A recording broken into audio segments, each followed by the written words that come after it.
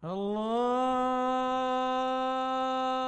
Akbar. Where many perceive fear, bitterness, and disorder behind the concept of diversity, Oman has taught us to see richness in its incredible nuances. رمضان كريم علينا وعليكم وخلونا نخلص شهر رمضان.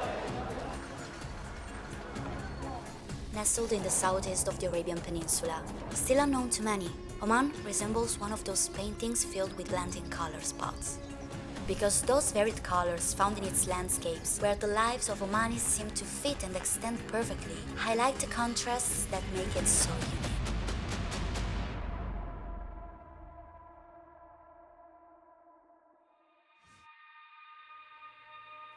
Silence. All we hear is a deafening quiet as we become acquainted, strolling through the alleys of Al Matra, the historic district of the capital, Muscat.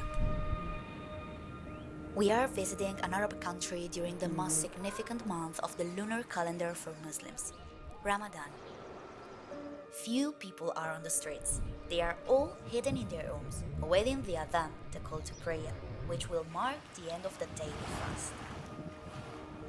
It's truly striking to wander just before sunset in the labyrinthine streets of one of the oldest markets here, Al Matra Souk.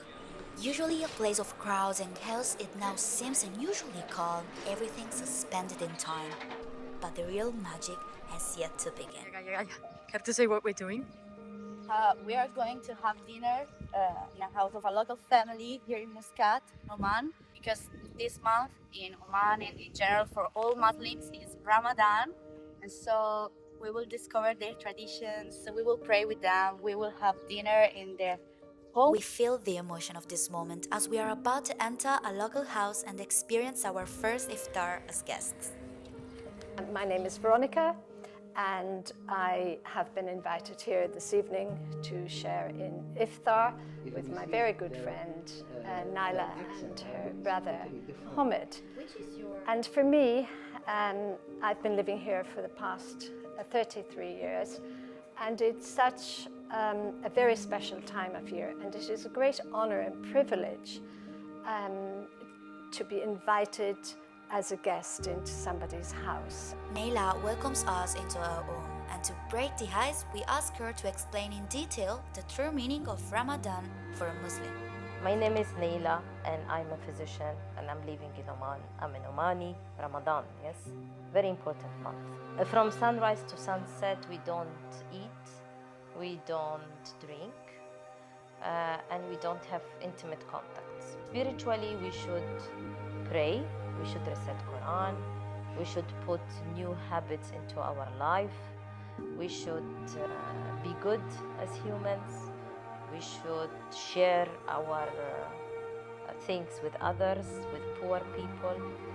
Mentally, it teaches you how to discipline. Since it is long period, it's like 30 days, and your brain takes 21 days to learn a habit. So Ramadan, you can embrace any habit and you can learn it. That is for your mental aspect. And also certain habits, you can just leave them. We hear the sunset prayer. It's time to break the fast.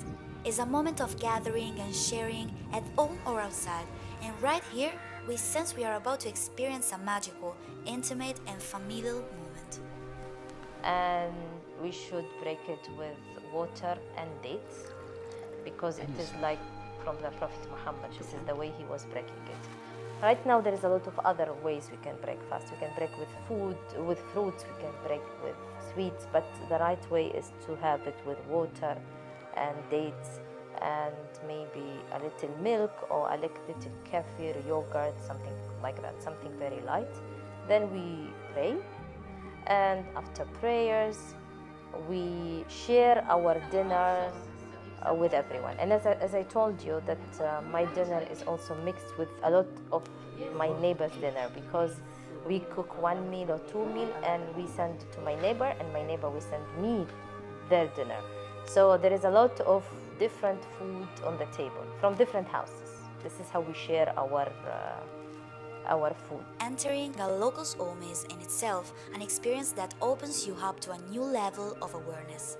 We entered as strangers, but as the stories and conversation unfolded, we felt an incredible sense of belonging, no longer apart, but truly part of a culture that initially seemed distant and different.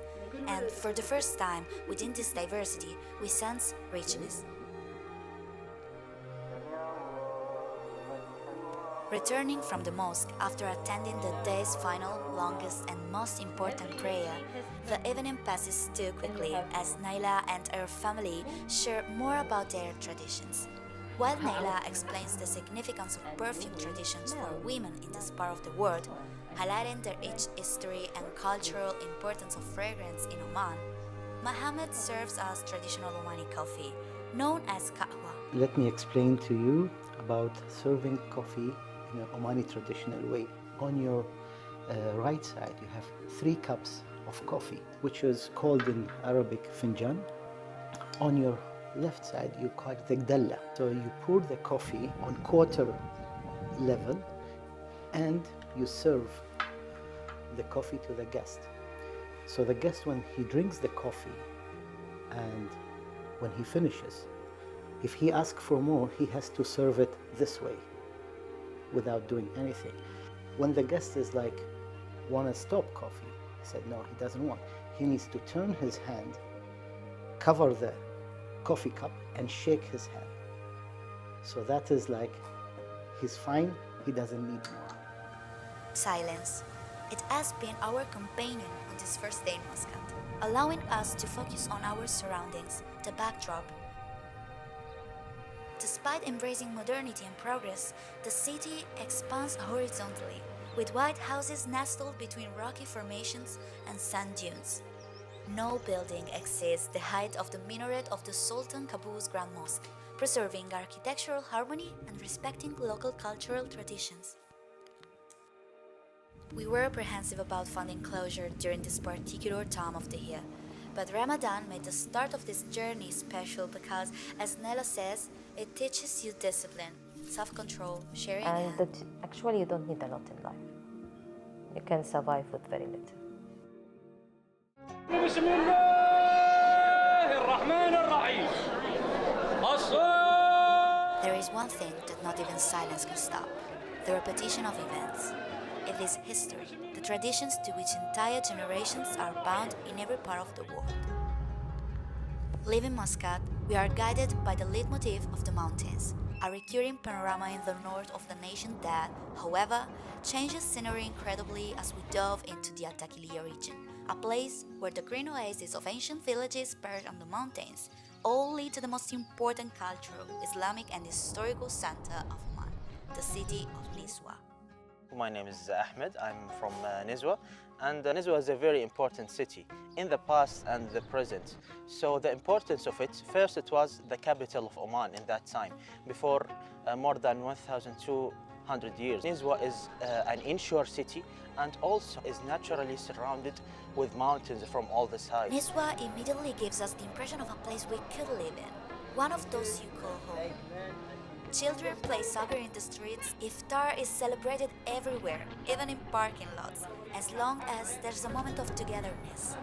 And right after it, the alleys, until then empty, come alive with people buzzing around. A place that firmly holds its deepest traditions by the hand, yet with a modern twist. As we continue our stroll, we realize that the true protagonist of Nizwa isn't the fort, but the souk. Even during Ramadan, the evening preparations ensure the market is ready for Friday's bustling trade.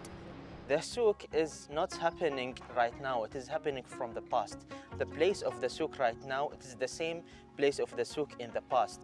Nizwa was the capital of Oman, and also many of people were coming in Nizwa for many reasons, and one of the main reasons, it was for trading and selling their products in the market. The souk is considered of many separated places, and each place or each building is specialized for something. So when we enter the souk, we will have the pottery market, the Omani halwa market, and we will see a fish and meat market attached to each other, dates market also, and the goat market. Among all the markets, the goat market offers a glimpse into a way of life that has remained unchanged for centuries. We sense an extremely lively atmosphere, far removed from the modern world.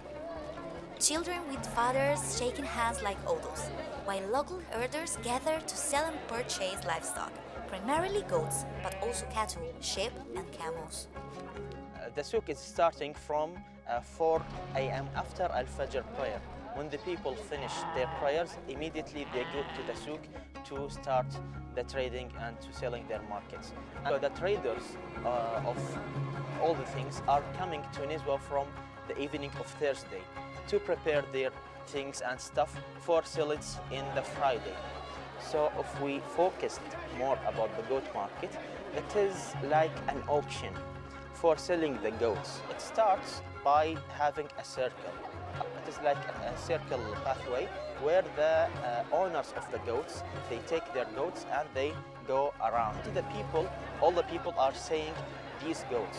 So in this moment, the people are raising the price in the auction, and the person who have the highest price, he can take the goat or the cow or and the thing that he likes to own. The farmers are not only from Nizwa, but also from another cities, and they are coming to Nizwa to sell their goats. This detail inspires us to explore the surrounding areas to deeply understand the true significance behind Nizwa's souk. Assalamu alaikum. My name is Ras al Hadd. I am from Misfah al-Abriyin. This is a beautiful village. Misfah al-Abriyin, it's located in the Dakhiliya region in Al Hajar mountain. It's called Al Hajar mountain. We have in Oman most of the highest mountain, the west and east Al Hajar mountain. There's a lot of people living in the mountains. They live from the goats. I mean, they have the goats and the cow around it. So it came from the past time. It's famous, this market with the animals market. And, I mean, especially it came with the goats and with the cow. This place not just only for selling and buying. No, it's in the past time. This souk, it's also for the social media where they can meet to transfer the news between them each other.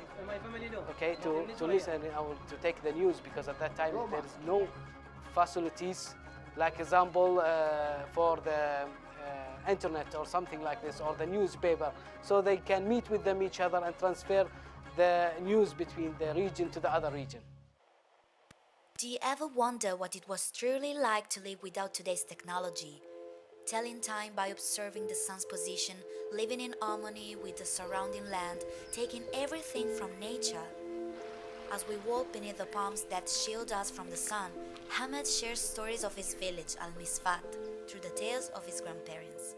Misfah al-Abriyin, one of the biggest oases in the region here. Here you can see how our grandfather actually built these houses in this area, which is how they have the good relationship between them and the nature.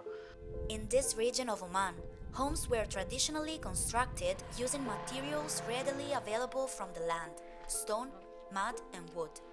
This principle also led to the creation of the falaj systems, ancient irrigation channels designed to distribute water equitably among village inhabitants, effectively managing water resources in an otherwise arid environment.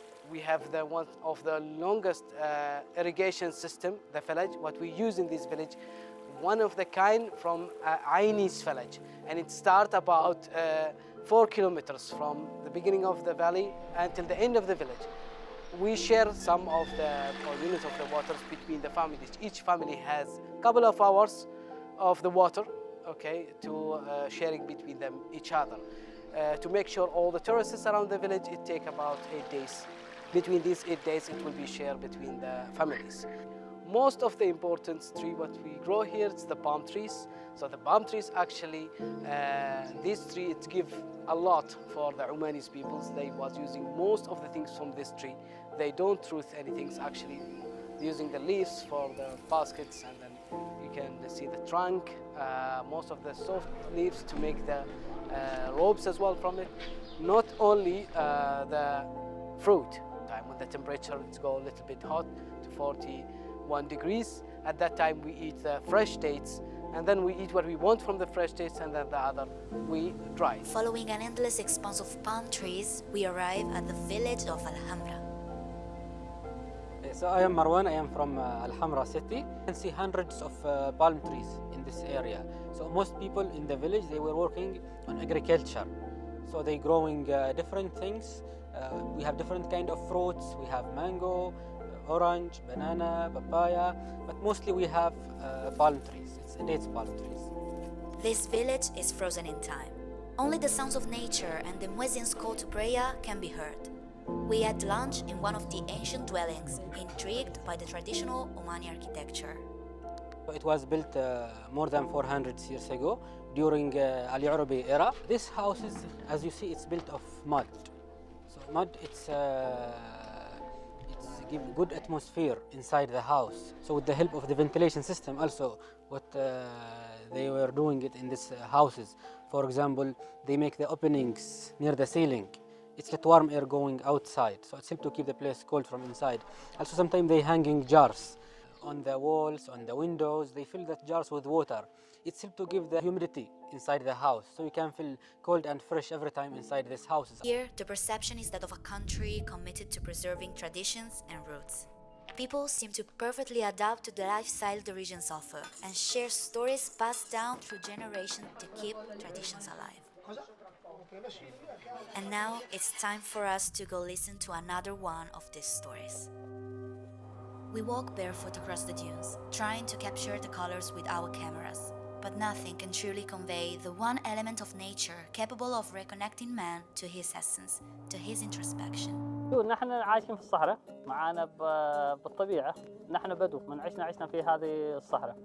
أهلنا وأهالينا من قبل. We drove to the Wahiba Sands, the Omani desert where the Bedouin culture can still be found. It's true, the desert speaks for itself, but the curiosity to experience it through the eyes of those who have always called it home was overwhelming. It's 38 degrees outside. We sit in the shade and ask Said to tell us what it's like to live in the desert. عايشين على هذه الحياة والحياة هنا متعودين عليها. الصباح نقوم الصباح نعطي بوس نطلقها نعطي لنا عيالنا أكل نعطينا أكل يروح البوس. والحين الحياة أصبحت سهلة ما مثل أول مشقة الأول. البدو كان أول يتنقلوا عشان العشب وعلى الماء. حاليا الماء الحمد لله متوفر في كل مكان وكذلك سهل تحصل عليه. بإمكانك تروح كل واحد الحين معاه سيارة يحطوا تانكي بالسيارة يعني توانكي ويروحوا يجيبوا ماء يعني أسهل. الحين بس يتنقلوا حق العشب عشان كذا يعني خف التنقل ما مثل أول ما مثل آبائنا وأجدادنا يعني يتنقلوا من مكان إلى مكان. We quickly realized that nomadic life is no longer what it once was. Progress has reached even here. And yet, though many have settled, they continue to follow ancient traditions, if only for the deep bond they feel with their origins and ancestors. الخيام هنا قليل الخيام ما نستخدم هنا الخيام لأن نحن ما معنا البرود اللي هي برودة وهذه حنستخدم هذا الخوص من النخيل هذا يكون في الصيف يكون بارد ما يجيب الحرارة الخيام في الصيف تكون حرارة واجد فيه. Women also have their role here, being part integral of life. أنا معني شغل نوبة نشتغل نوري ونطبخ نجيب الحطب نجيب الحشيش ونمشي نطعم الغنم نوبة وشغل لي نوبة نفس الشيء خدم عيالني نمشي للمدارس خيط ملابس نشتري من السوق غير أول يوم تشتري أول مشى سيارة تمشي لا لريول ولا لبوش أبيوبة الحين الحمد لله كل شيء مزهر. Sahed's mother tells us she doesn't know how old she is. In the past, children were born in tents. There were no official records and stories were passed down orally. شوف هذا في قبل يحطوا له التنقل لما يحطوا على البوش من مكان إلى مكان ثاني. مثلا هذه يسمونها كرمة هذه تكون للحليب يحلبوا عليها البوش الجمال. هذه شغل قهوة دلال القهوة هذا كصندوق بوكس يعني يحطوا أغراض داخله. أما مثلا هذه تكون كبيرة يحطوا التمر فيها لما يتنقلوا من مكان إلى مكان ثاني هذا حق التمر. While waiting for iftar, Said takes us for a walk. We met his father, who is finishing feeding the camels, animals which still play an important role in Bedouin's life nowadays. لما بكلهم واحد مش منهن صاجبهم ونبيعهن مش منهن نربيهن. Bedouins are very private families. We were pleasantly surprised when we were invited to break the fast with them. The atmosphere here feels different from the city. Slowly, darkness falls, and we light our way with fire and few small lights. We eat dates, fruit, and some traditional dishes, sitting on the sand. Before the actual dinner, we give everyone a moment for prayer. This was the first true moment when we felt a deep sense of intimacy and sharing, witnessing a daily act that is profoundly private for them. Even more so when we ate rice, chicken, and vegetables from the same plate, trying to emulate their gestures. Something so natural that when done by them seems so simple, but for us becomes sun and deva. The sky is full of stars, and the air has turned cool. The words of Said's mother from the afternoon come back to us. لا أنا ما أبغى أغير. بوني مستريح ومريحة ما أبغى. بوني حابة إني مكان ما اختلقت فيه. اليوم بموت. Perhaps we understand the words now. Life here is simple, made up of small things and repetitive routine. And yet, there is the essence of things. The story was meant to teach us this, to reconnect with nature, with our own nature, that of being human. We didn't think we could be amazed again after the desert's wonders. But then, we heard whispers of a Norway of Arabia in the far north. We discovered that, separated from the rest of the country by the United Arab Emirates, there's an Omani peninsula called Musandam, still relatively unknown. Here, mountains plunge into the sea, reaching heights of nearly 2,000 meters, creating the impression from above of a giant octopus with tentacles stretching into the water, with scattered villages nestled here and there. And we'll be now in Musandam. It's a small part of Oman, and that's will be coming about 55,000 people living there. And one of its capital place for the Musandam will be called Kasab, but will be outside in the Kasab. We have about 35 village. It's a fishing village. We living outside to the Kasab, and also will be in Musandam. Will be most people only will be living for the fishing, and will be for the farm. Strolling through the villages around Kasab, we notice an unusual tranquility. Here, it's common to find extended families living together. Mothers, wives, and children under one roof. We encounter many along the road, awaiting iftar. معكم خالد اللي عمري 23 سنة عايش ويا هذين الشياب فهاي جلستهم كل يوم كل أوقاتهم يعني هني لأنه ما عندهم شغل. أنا أجلس وياهم أسمع سوالفهم القديمة اللي كانت بزمان الأيام مال الأول. أنا اسم علي محمد سعيد الشحي من قدر. كنا أول اطلع جبل فوق. هذه البلد ما حد في أول. من جاء قابوس وحكم وهذا وجات الكهرباء فنزلوا من فوق الجبل ونزلوا تحت الليل. إلى ما الآن يعني. بعدين أول ما بدوا كهرباء الناس تطلع جبل فوق يشيلوا الأكل ويشيلون الماء اللي السيل المطر تطلع بين براك فوق الجبل موجودة هذا يستقرون فوق الجبل. كان صيد عندنا هنا أول اصطاد السمك الصغير السمك الكبير أول أجودنا يعني وأن بعد احنا عشنا فيها بعد. السمك أول هنا ما السمك بلا صيد ولا هذا ما السمك. هذه المنطقة اللي موجودة فيها الأشجار عشنا فيها. هذا بيوت قديمة من زمان أول أجدادي يمكن فوق 200 سنة 300 سنة موجودين هنا. موجودين هنا وموجودين في الجبل فوق يشتوا في الجبل فوق ويقيضون في قدأ 4 شهور في قدأ والباقي في منطقة جبلية. The waters of Kasab shimmer between shades of green and blue, even at the harbor. Malala knows the movements aboard the dhow, the traditional boat we are sailing on, by heart. His actions are automatic, reflecting deep experience. Rounding a bend, a sliver of sunlight pierces through the towering cliffs. The light is so beautiful, it seems almost unreal. Actually, this boat he's building, it's a wooden boat, but actually it's a building for the fishing. He used it for the fishing. It's a building like designed it for the fishing. It's coming now about 25 years old, but will be every 6 months we drop it up. But will be some boat is a building for the shore. But will be for the wood is coming from India, and now it's a little bit different. It's coming. Nobody more use it for the wooden boat. He use it for the fiberglass now. Now we know that dhows are built in Sur. We chose to end our journey through Oman's landscapes and there. While dhows are built at the shipyard in town, people in this area are still bound to the sea in a much more simple way. The fishermen's boats left on the beach, the seagulls searching for food, the lighthouse. Everything whispers to us that Sur is an ancient fishing village.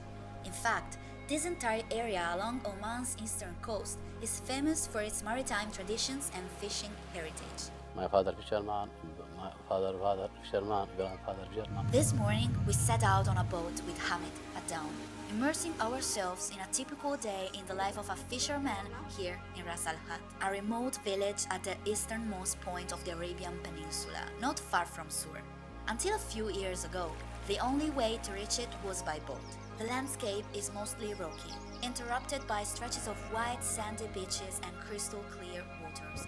The perfect environment for green turtles to nest. All people, you see this boat, they use for fish. Sometimes season tuna. Now season, many tuna now. Before fisherman, only they use sardine. Before no ice for the fish and no market. Only put sardine on the sun, 3 days. After put the fish back, like fish back. And we sell for Muscat, Nizwa. We mainly catch tuna using the trawling method, a widely practiced fishing technique in this area.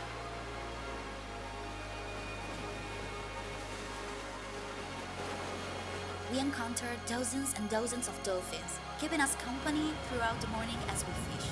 Never have we seen so many, so close. Sometimes I find fish, they sell in market here. Some I use in the house and give some my friend. Today, this only little fish, not much. So someone cooks and take in the house. I give some my family. Once again, we get the feeling that there is no need to rush here. Work is not the focus of the day. Fishing is done out of tradition. Only today the calm. Sometimes windy, when no windy, no, can't stop. No, I have some small house here with my friend. They play cards. They smoke there. Shisha, The day with Hamid comes to an end at his home with his family. These are our final moments in this extraordinarily surprising place. In every face, every landscape, and every story, echoes of Oman's past resonate in the present. Though time moves forward, the spirit of this land remains unyielding, rooted in tradition, yet embracing the future. And as we depart, we carry these echoes with us, a reminder that some stories are meant to be shared and never forgotten.